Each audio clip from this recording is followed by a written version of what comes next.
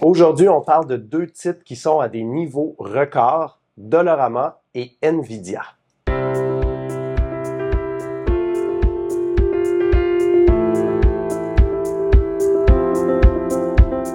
Bonjour tout le monde, bienvenue à la 78e web émission de Médici. Je suis accompagné de Eddie Chandonnet. Bonjour Pierre-Olivier. Ouais.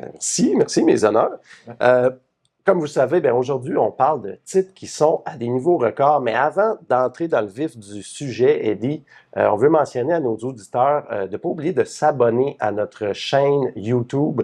Vous allez avoir des vidéos à tous les mois sur du contenu d'investissement. Donc, n'hésitez pas à vous abonner. Oui, bien, effectivement, Pierre-Olivier, la première question qui nous est posée récemment par quelques personnes, c'est, bon, on voit tout ce qui se passe avec l'intelligence artificielle, il y a un buzz, un peu une effervescence là, dans ce domaine-là. Nvidia, qui est une entreprise disons, très populaire, si on peut dire, là, au niveau de la communauté d'investissement, est-ce que ça ne serait pas une bonne idée d'investir dans cette entreprise-là? Oh là là là là! Par où commencer? On l'a regardé, l'entreprise. Ça fait quoi, Nvidia?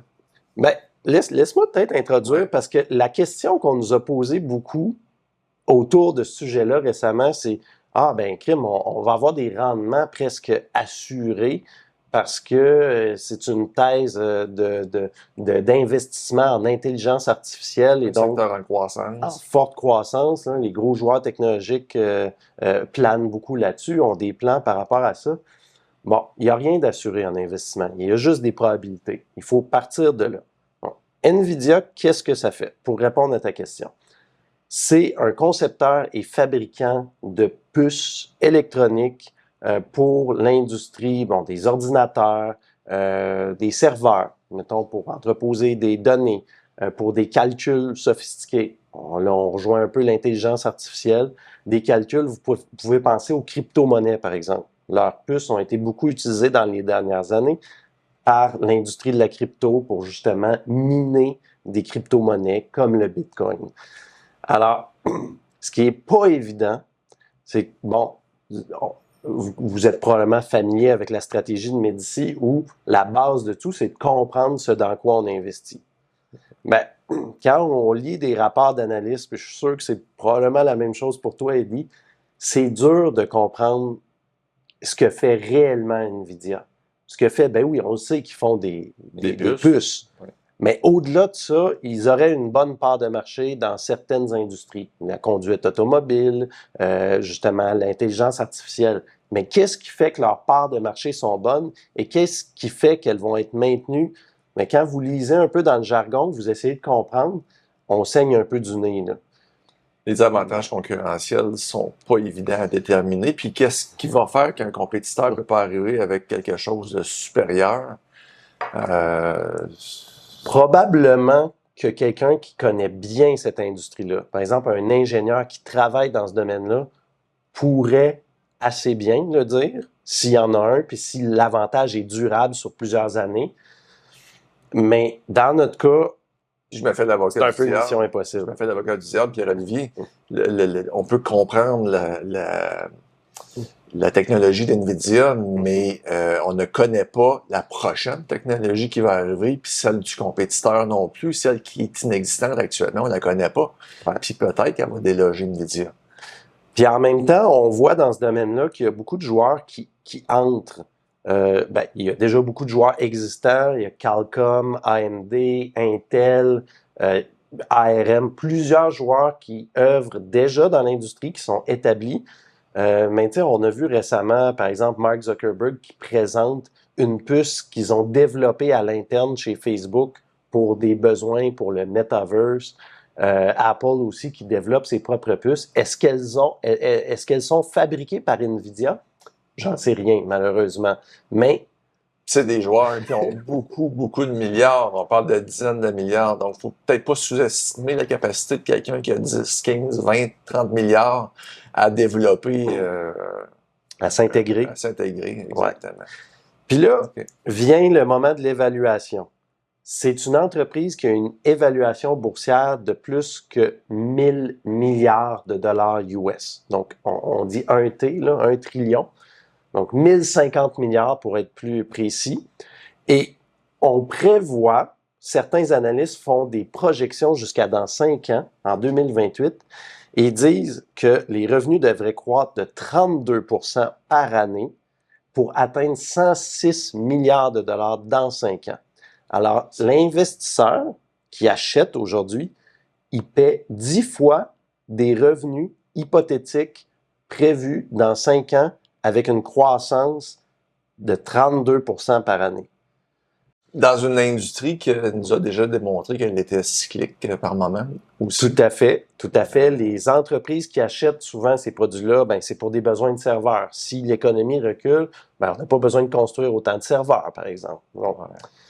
Donc, il faut qu'il y ait beaucoup de choses qui se produisent pour que ça justifie le prix actuel. Moi, personnellement, on m'obligerait à prendre position entre acheter des actions ou les vendre à découvert, miser sur sa baisse. Bon, mon premier choix serait de ne rien faire, juste le laisser de côté, pas l'acheter. Mais si on m'obligeait entre les deux, je préférerais miser sur sa baisse. Il me semble que les données, les expectatives sont forcées vers le haut, là, puis la vie, des fois, il y a des problèmes. Donc, on vous rappelle que vous pouvez vous abonner à la chaîne YouTube de Médicis pour rien manquer de nos capsules. Et là, Eddie, on arrive à notre deuxième question qui porte sur Dollarama. Et c'est Michel qui nous la pose. Il dit « J'hésite à acheter du Dollarama pour mon portefeuille. Le titre est à un haut historique. Qu'en pensez-vous? » Et peut-être, avant de te laisser répondre, juste mentionner que chez Médicis, nos clients, employés, associés détiennent du Dollarama. Ouais. Donc, à toi la parole. Ouais. Ben d'abord, qu'est-ce qui explique la performance, la bonne performance récente là, de Dollarama qui a amené le prix de l'action à un sommet? Ben, Dollarama nous a présenté d'excellents résultats trimestriels récemment. On parle des ventes en hausse de 21% par rapport au trimestre de l'année dernière, des ventes comparables en croissance de 17,1% par rapport au trimestre de l'an dernier. Dollarama qui nous présente sous des très bonnes ventes comparables habituellement, au-delà de ce qu'on voit dans l'industrie. Habituellement, c'est entre 4 et 7%. Au fil des dernières années, c'est ça qu'on a vu. Mais là, 17%, là, ça sort vraiment là, du lot. Et ben, ultimement, ça nous donne une croissance des profits par action de 26% par rapport à l'an dernier. Donc, d'excellents résultats financiers qui ont aidé à amener l'entreprise à un nouveau sommet. C'est pas la première fois que, ben évidemment, une entreprise qui a du succès, ben, elle va voguer de sommet en sommet. Fait que c'est pas la première fois que l'action de Dollarama atteint un nouveau sommet. Tu touches un bon point. Michel aurait pu nous poser cette question-là presque à tous les 2 ans, puis elle aurait été pertinente. C'est ça qu'on veut. On veut avoir à gérer un problème d'un titre qui semble toujours trop cher. C'est bon, c'est pas un problème d'avoir des nouveaux sommets. Peut-être dans le cas de NVIDIA, où est-ce que là, l'évaluation est complètement démesurée, mais on n'est pas là. Puis s'il y a un rappel à faire, ben, ce qui fait augmenter le prix d'une action à long terme, ben, il y a une corrélation très grande entre la croissance du profit par action et la croissance du prix de l'action à long terme. Donc, on a un bel exemple avec Dollarama là, de ça. Mais là, Eddie, lui, Michel, il dit, bon, c'est bien beau les résultats, puis peut-être même qu'il comprend déjà qu'est-ce qui fait que le titre est à un haut historique. Mais lui, ce qu'il veut savoir, c'est, je vais-tu faire de l'argent si je l'achète? Oui, ben, effectivement. Question à 100$. Effectivement. Bon. Bon, comme je le disais, c'est pas la première fois que l'action est à un sommet. On a regardé des exemples dans le passé de ce qui est arrivé dans des moments où est-ce que l'action était à un sommet. Il y a 7 ans, le titre, grosso modo, se transigeait à peu près au même multiple d'évaluation, à peu près 30 fois les profits. Et quelqu'un qui aurait acheté l'action il y a 7 ans, à peu près au même niveau qu'actuellement, il aurait obtenu un rendement de 16%, ce qui est très bon.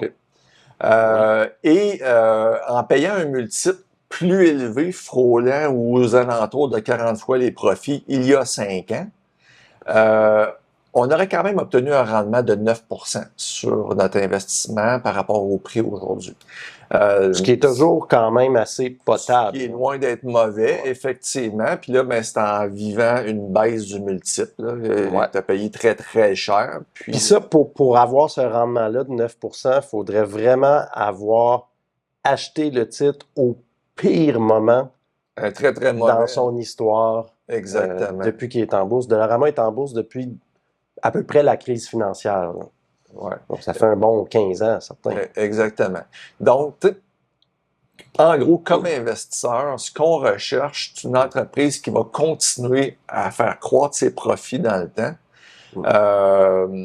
Le prix payé, oui, est important. On ne veut pas payer des prix démesurés comme dans notre exemple précédent, mais si on paye un prix raisonnable et que l'entreprise continue à générer une croissance, on va finir inévitablement par faire un rendement qui est très acceptable ou même très intéressant.